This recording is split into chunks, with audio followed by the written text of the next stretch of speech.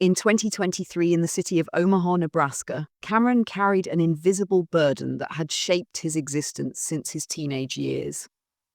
A medical examination from his youth had delivered a crushing diagnosis of infertility, a verdict that lodged itself deep within his psyche, becoming not just a physical limitation but a defining emotional barrier.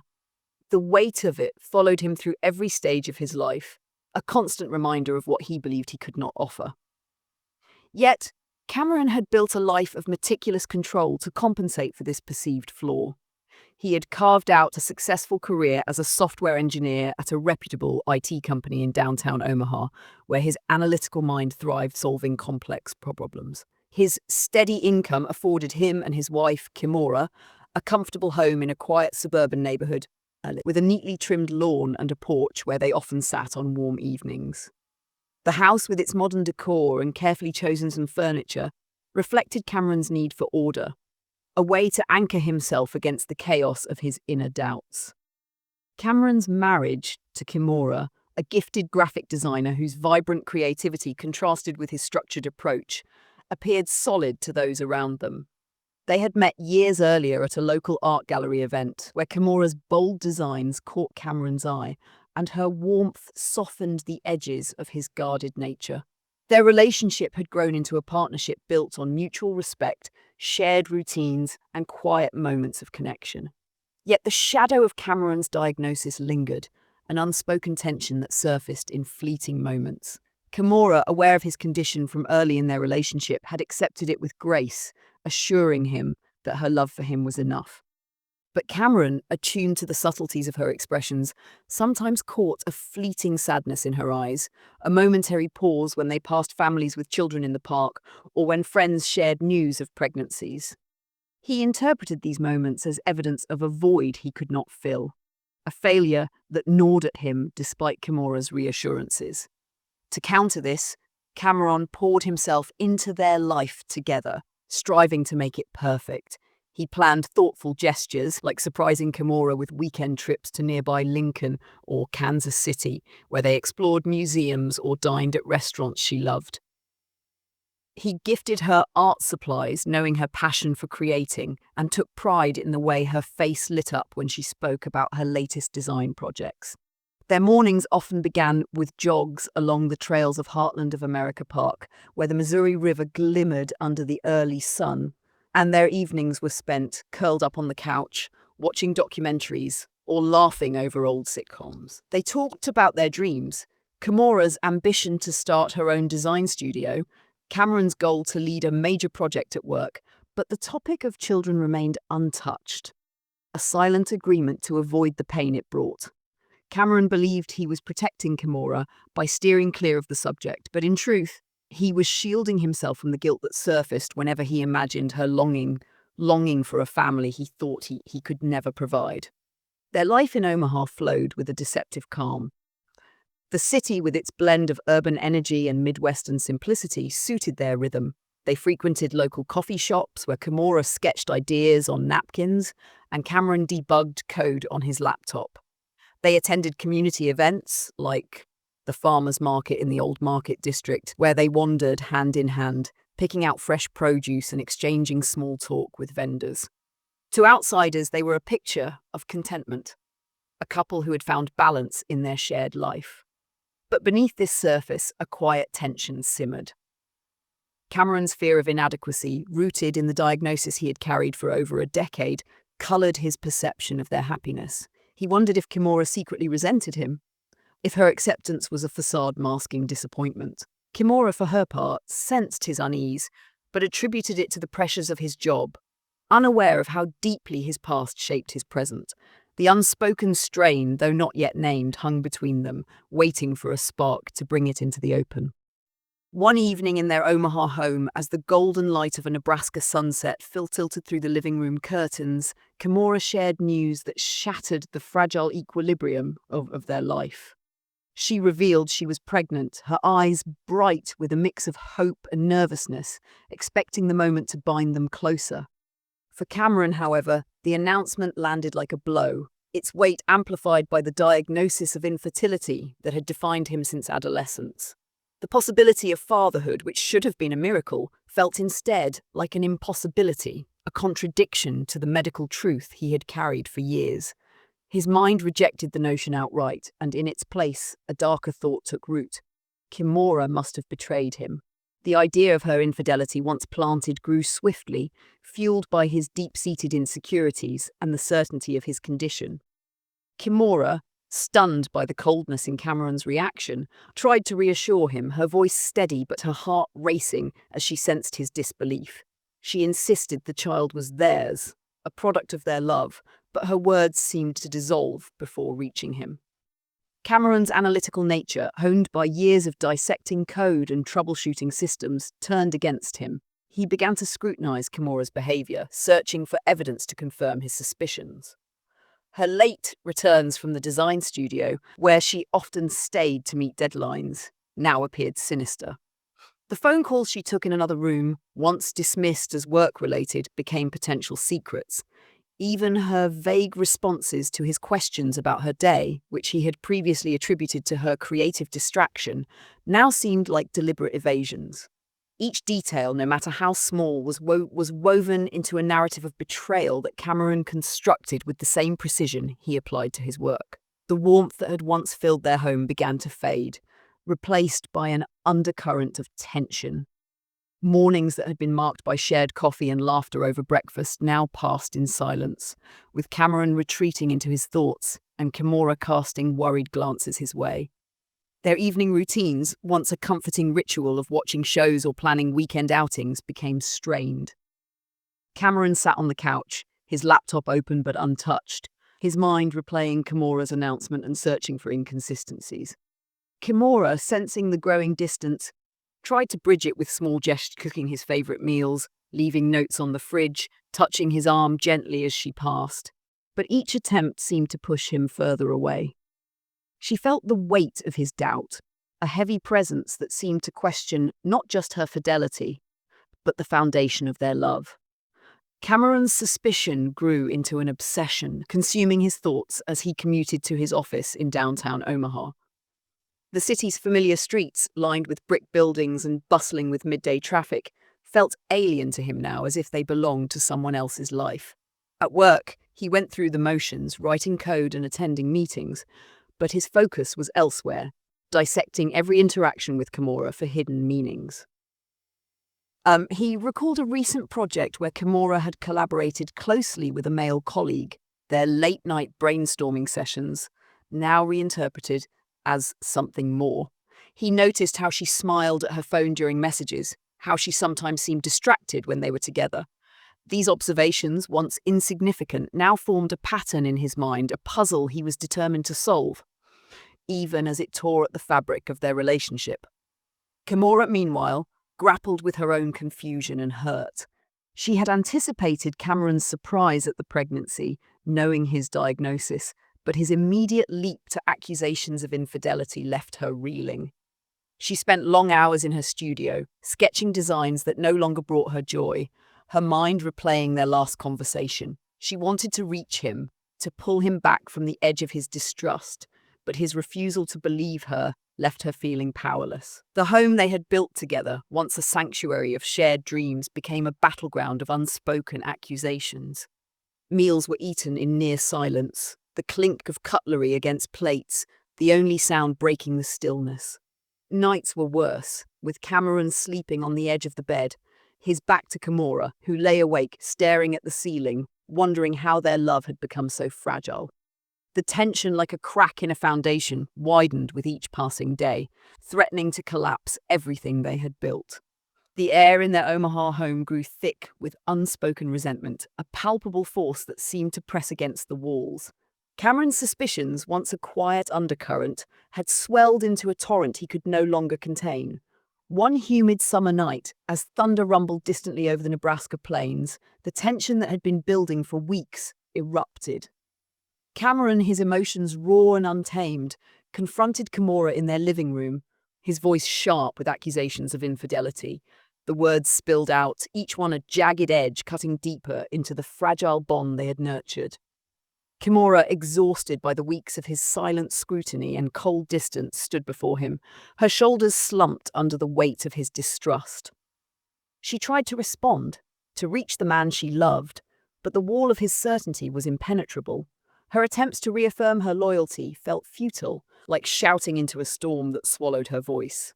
Realizing that no explanation could pierce his conviction, she stopped trying, her silence a surrender to the inevitability of their unraveling.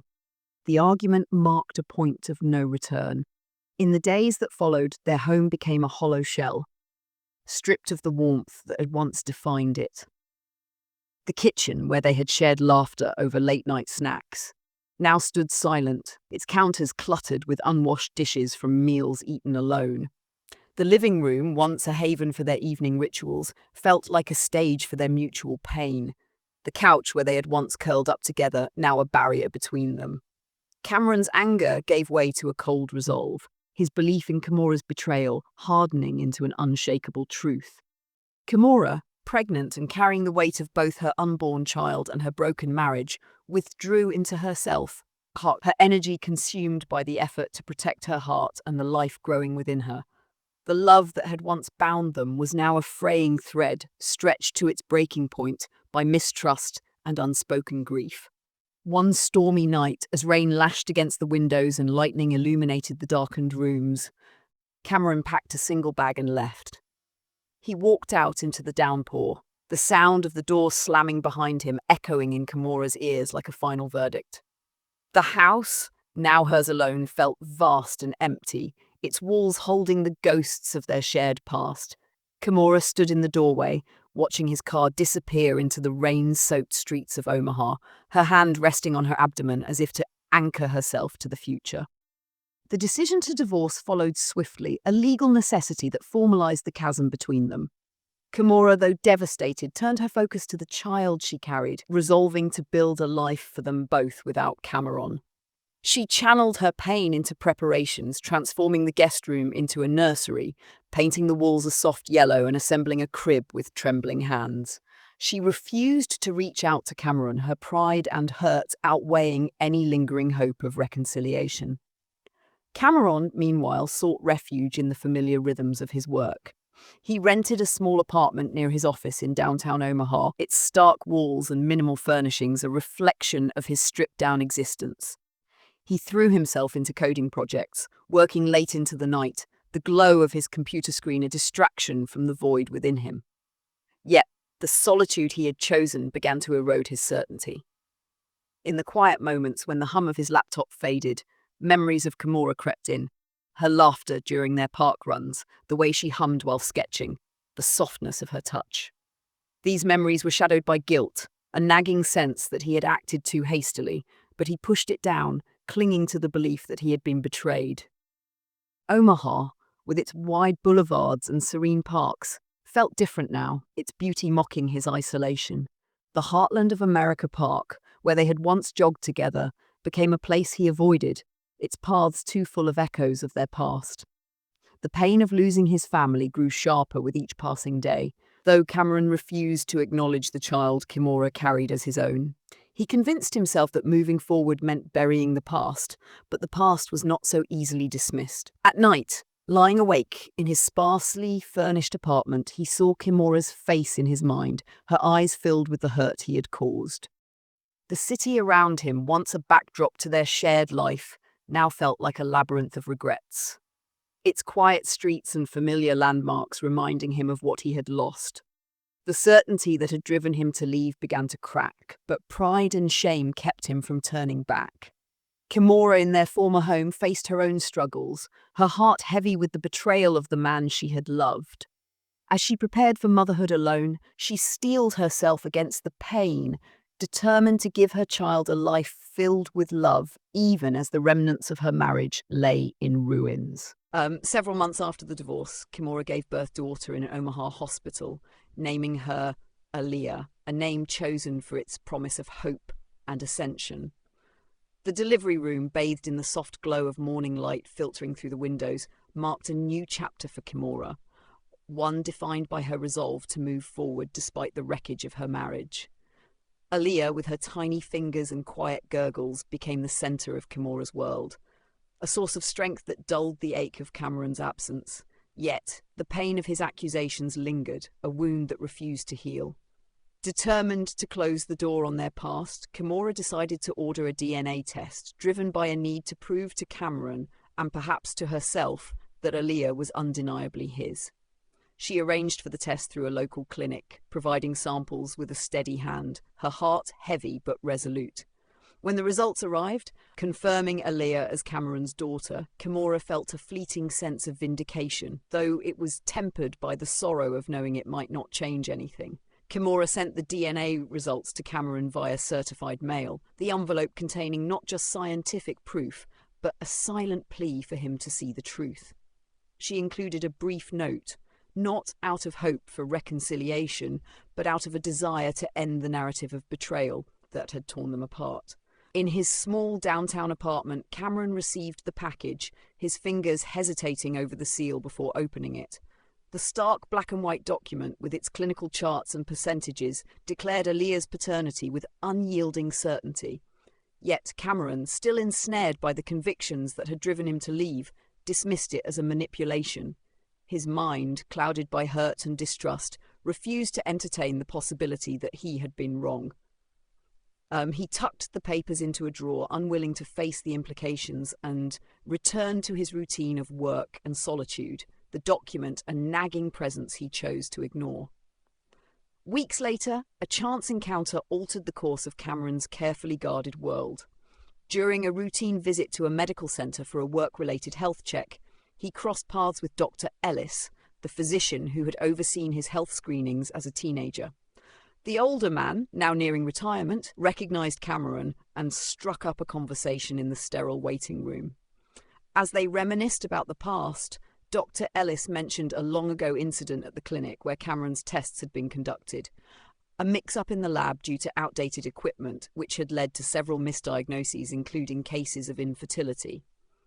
The words hit Kameron like a physical force, his breath catching as the doctor casually apologized for any inconvenience caused by the error.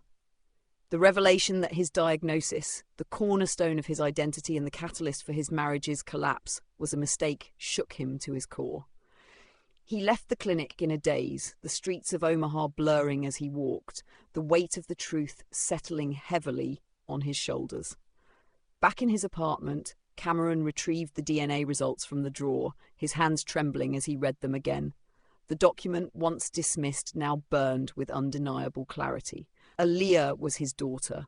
The realization unraveled the narrative he had clung to, exposing the fragility of the assumptions that had justified his actions. He saw Kimora's face in his mind, her eyes filled with the pain of his accusations, and for the first time, he confronted the magnitude of his mistake.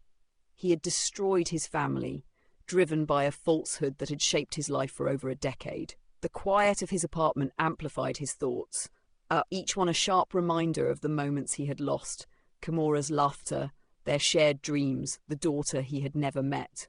He imagined Aaliyah, a child with Kimora's features, growing up in the home he had abandoned, and the thought pierced him with a grief he could not escape. Nights became sleepless, the darkness of his apartment a canvas for his regrets.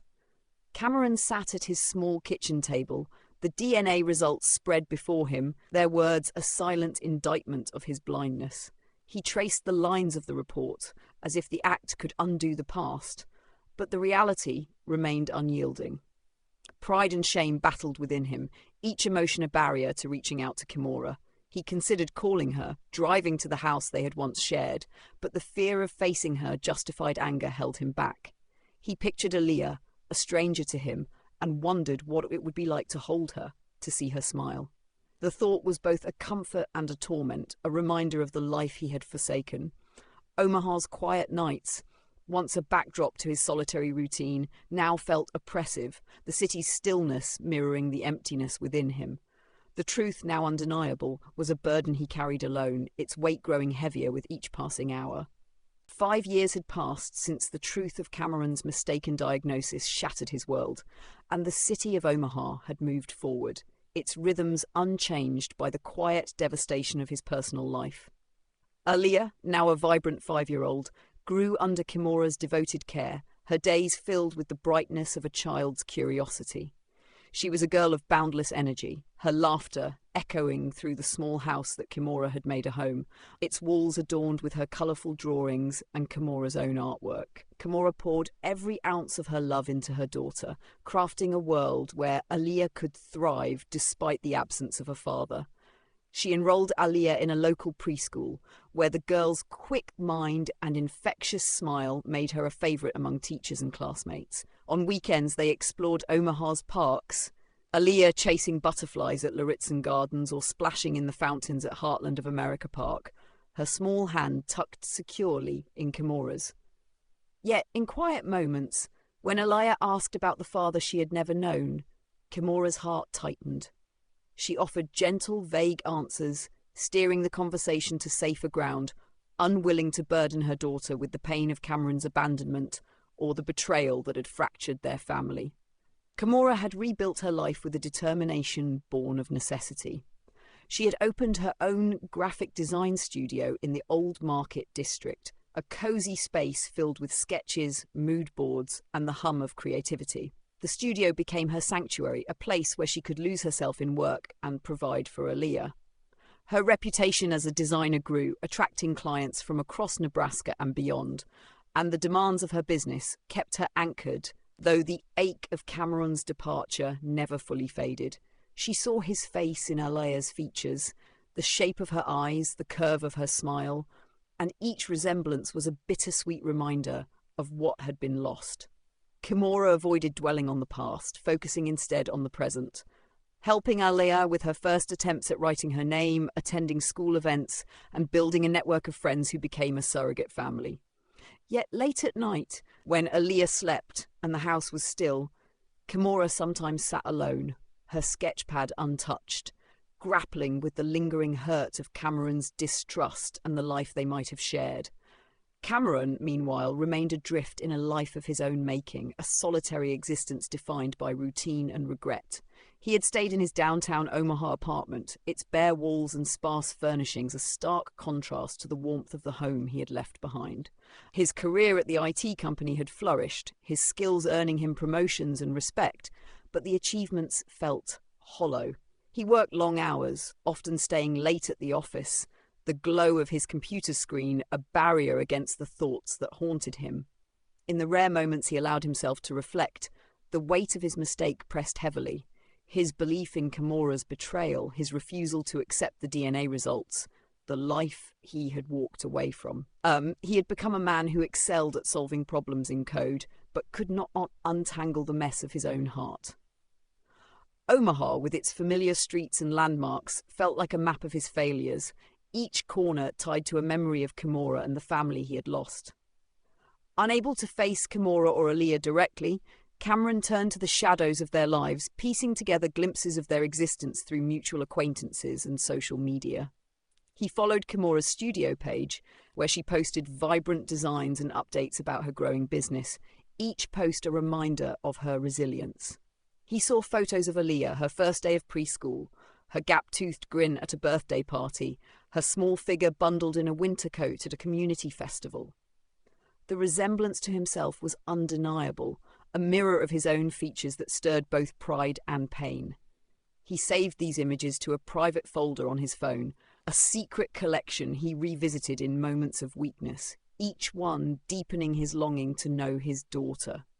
He imagined meeting her, picturing her curious eyes and wondering what she would think of him, but the fear of rejection and the shame of his actions kept him at a distance. He told himself it was better this way, that Aliyah deserved a life untainted by his mistakes, but the thought offered little comfort. Life in Omaha continued its steady march.